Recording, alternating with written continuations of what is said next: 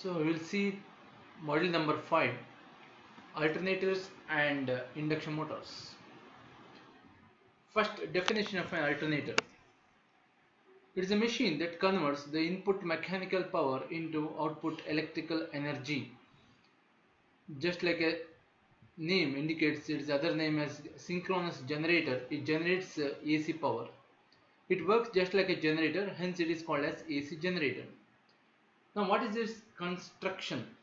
It consists of a yoke, pole core, stator, rotor, armature, slip rings, bearings and fan. Just like what you see in DC machines.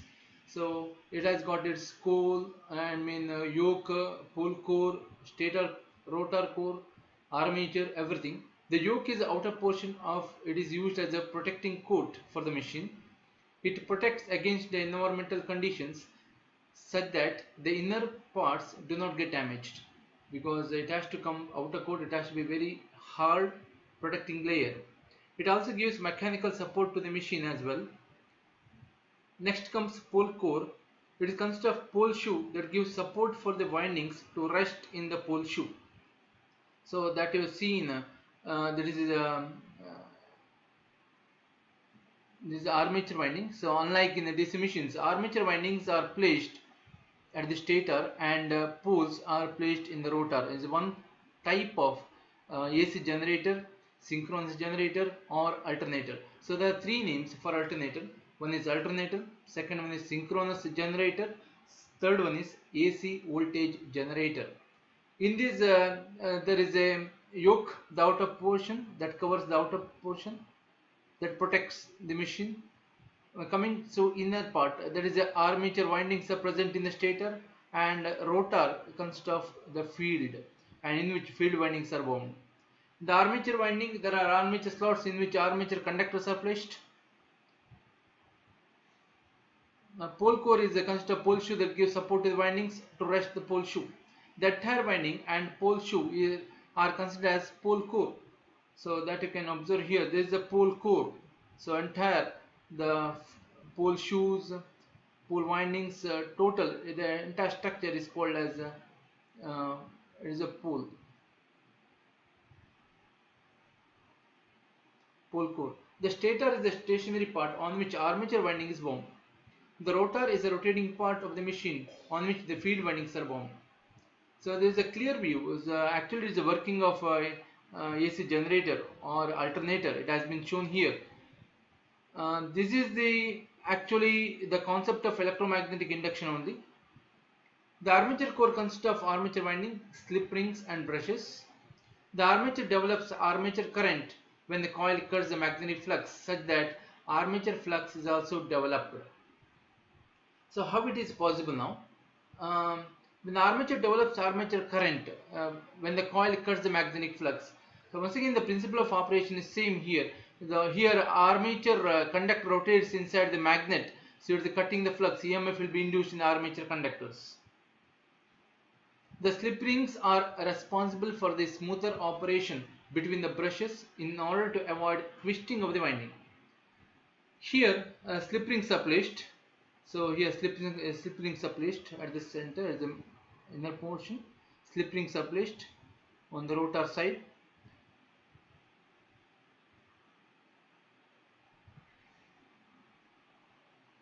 The brushes are used for collection of current from the slip rings. The bearings are employed for the operation to be performed smoother. A fan is employed to exhaust the heat that is generated during the running conditions, to take away the heat when the machine is running. So fan is fitted at the winding side. So next is working. It works on the principle of Faraday's law of electromagnetic induction. Any rotating machine, when rotated in the magnetic flux, works according to this principle. That we know that when rotating machine is placed in the magnetic field, what happens to that? The working of this machine is similar to that of AC generator. Yes, it is. So it is called as AC generator. The armature winding is a collection of coils placed in a magnetic field. Armature winding is a collection of coils placed in a magnetic field. So here that we can observe, there's armature coils are placed. The armature windings are placed in armature slots. which are provided in the stator, and it is placed in a magnetic field. The magnetic field is created by the poles here. The armature conductor cuts the magnetic lines of force, thus generating an induced EMF. So what happens here? When the fluxes are created by the poles, so these fluxes will move in the air gap between the stator and rotor. When armature conductors are rotating, armature conductors are, here poles are rotating, here poles are rotating. So when poles are rotating, what happens? Armature conductors are stationary, poles are rotating, and EMF will be generated in the armature conductor because flux cutting takes place. In the synchronous generator, please observe, listen carefully. In synchronous generator, there may be two types. One is there may be a armature, stationary armature, which are there in the stator, and there is a rotating fields in the rotor. What happens in that case?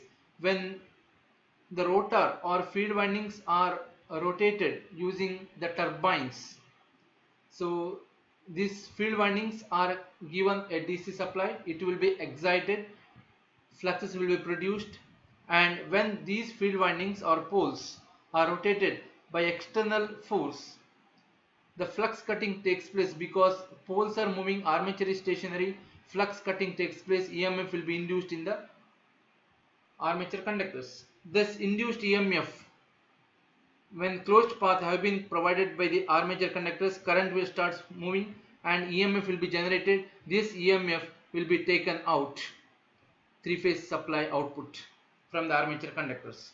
That is one type. The second type that we can observe is there will be armature conductors inside the rotor and field windings outside the rotor. That is, in the stator part there may be field windings. But the system is very complicated if we go for the second one. So that will come to know while discussing the advantages. What happens in this case also, when field windings are stationary, which are placed in the stator, whatever things which are placed in the stator, as the name indicates, it is stationary. The things which are placed in the rotor, as the name indicates, it is always rotating.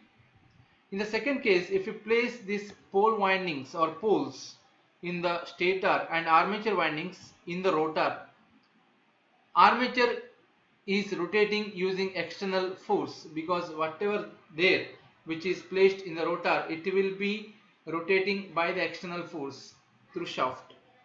So when these armature windings, if it has been placed in the rotor, if it is moved, rotated by the external force, once again the concept is same. Here field windings are stationary, armature conductors are rotating, and flux cutting takes place. EMF will be induced in the armature conductors, and once again the power output, the generated EMF will be taken from armature conductors, because wherever the flux cutting takes place, EMF will be induced in armature conductor itself always.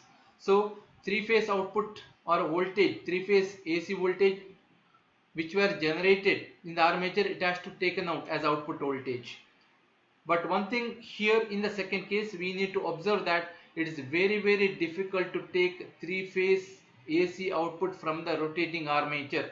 For that reason, most of the machine will prefer armature to be there in the stationary part and rotor to be there in the rotating part, so that the three-phase power can easily be taken out from the stationary armature.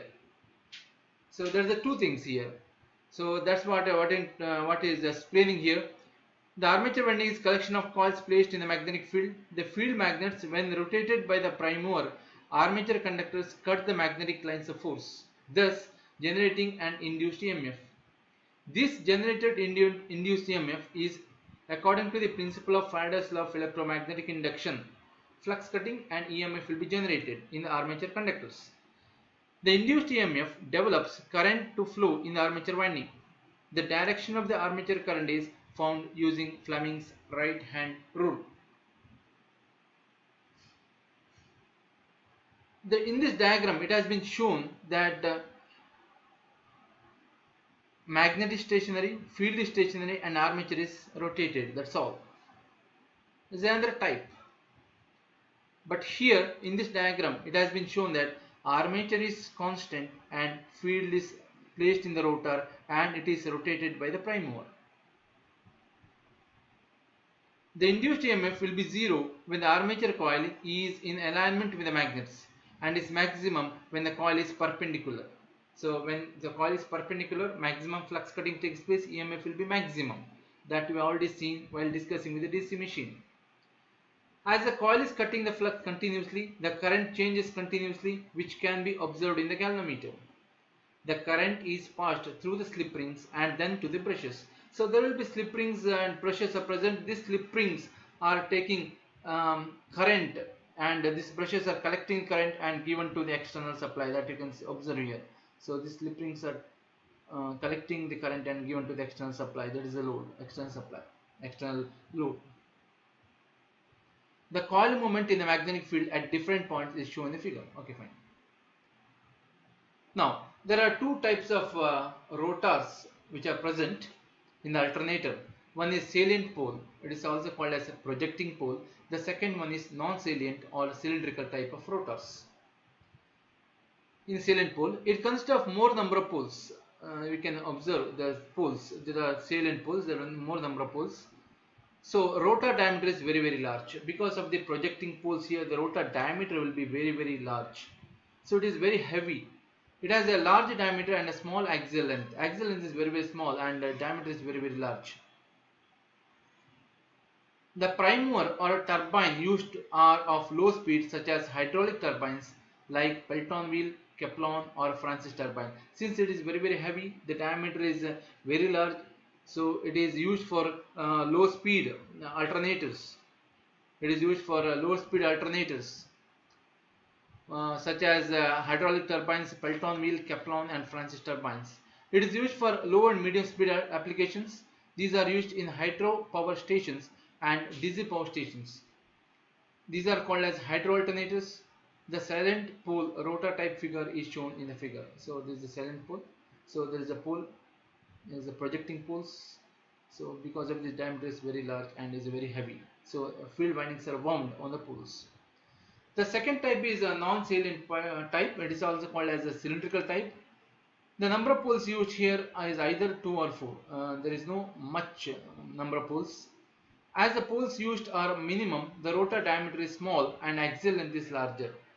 You can observe there is no projecting poles. Here, the outer periphery of the rotor itself, it has been grooved, cut into slots and field windings are placed in the slots, and the uncovered, I mean unslotted portion of this rotor is made as the poles here, that you can observe. The unslotted, so these are the slots in which windings are placed. Here unslotted windings. So this non-salient poles, unslotted windings, unslotted portion of the rotor is made of poles, and slotted portion the field windings are placed.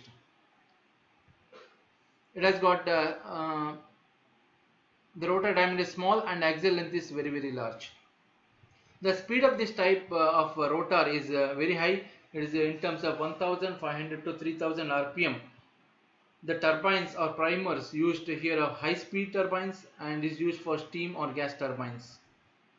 So these are used in steam power stations and gas power stations. The cylindrical rotor type machine as shown in the figure.